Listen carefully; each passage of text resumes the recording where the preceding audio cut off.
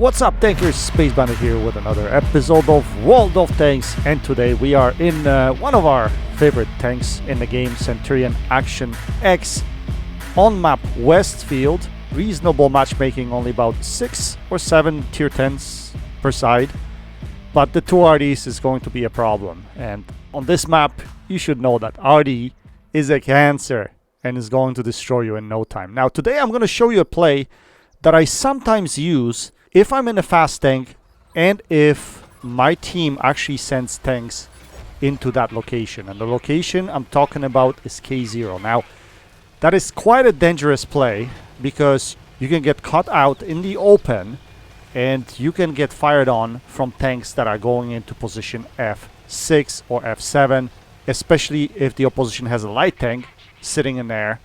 They could easily get you spotted and shut down. But if you have 2 or 3 really fast tanks on your team and they decide to go in the same direction where I'm going right now, and again, it's a very viable platoon play if you have 3, let's say, players in a platoon and fast tanks. If you have like a light tank, 2 mediums or something like that, this play would work because even though it's a dangerous play coming across this area here, and I'll be cutting through the open area in a split moment, but the opposition cannot possibly shut all of you down at the same time if all of you come here across this area. Now this is dangerous play right here, and usually you can get slaughtered just crossing this area, but luckily there was only 1 medium tank, that E50, that was really opposing me.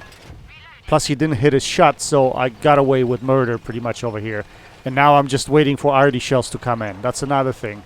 If you have RD in play, yeah, this position, like any position on this map, is exposed. But now, because we're in a pretty good tier 10 with really good rate of fire, we can actually face this lightweight. Even though he might have advantage over me with respect to rate of fire, I don't think he would be able to take on me 1v1. So he's going to have to drop off. Plus, I have friends at the same time. So, you know, my friends are going to push that area over there. And we're going to just get away so that we don't get hit by RD. That's why I'm doing all these circles here, making sure that RD is not paying attention to me, because trust me, later on it will. And now we have shots into these guys right here, like this object 704. Unfortunately, that shot misses and object is aiming straight at me. And I was like, no, please. I don't want to lose 800 HP right now. That would be freaking ridiculous to lose so much HP early in the game. So now we're going to get ourselves in this position here. Now, that's what this position is good at, because if there's any guy spotted in the center of the map, and you know that in many cases, a lot of players love to be sitting in the center of the map because they love those early shots of damage on the green tanks going up the K line. But in this situation, it didn't materialize for them. No one was spotting, which was fantastic, because I would probably been a lot lower in HP at the moment. But sometimes you gotta get lucky. If you have more tanks going to that location, it sometimes is so beneficial because you can win this side of the map so much quicker. So now we spot these guys in the middle, and these are all our spots, so we're gonna put shells into them. And they don't have great crews because they're not spotting me. Here I'm just sitting, they're outside of my detection circle. And yeah, we were firing, they weren't even spotting us, so we were just easily sitting in the middle and just firing.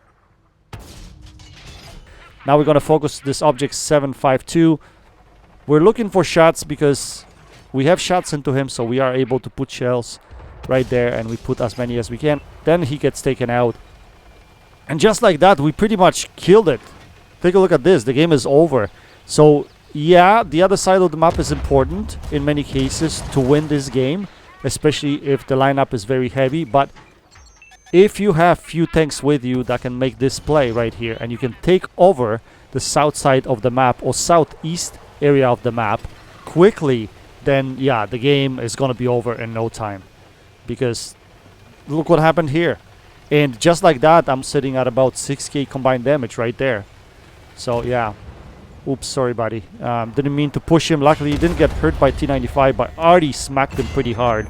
Now we're going to put some shells into this T95. We're going to try to clean this area. And again, this tank has pretty decent turret armor. I know I'm risking shots over here. I'm risking getting hit by T95, but I have enough HP to spare right now, even if I get hit.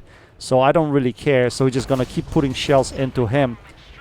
And yeah, drain him down in health as much as we can. Now we're going to focus this object. Big gun over there.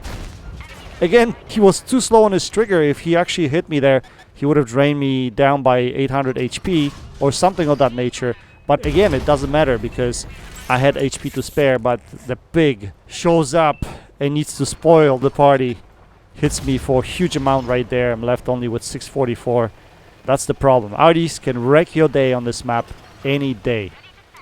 And that's what happened to me at the end of the game. Look at that. I'm kind of lucky that I'm still alive right here. But yeah, that Artie had a hard-on for me. He really wanted to take me out of the game. Kills my gunner at the same time, so I couldn't really hit this guy and get more damage. That should have been higher damage game that I had, to be honest, in here. But that Artie, especially here too, I'm going to miss that shot. Yeah, because my gunner is dead. And the Artie still aiming at me. Look at that. Like, I'm almost dead and he's still firing at me. He wants me bad. So at this point, I just wanted revenge on that guy. I'm like, please, please, just show up somewhere that I can shut you down. That's all I care right now.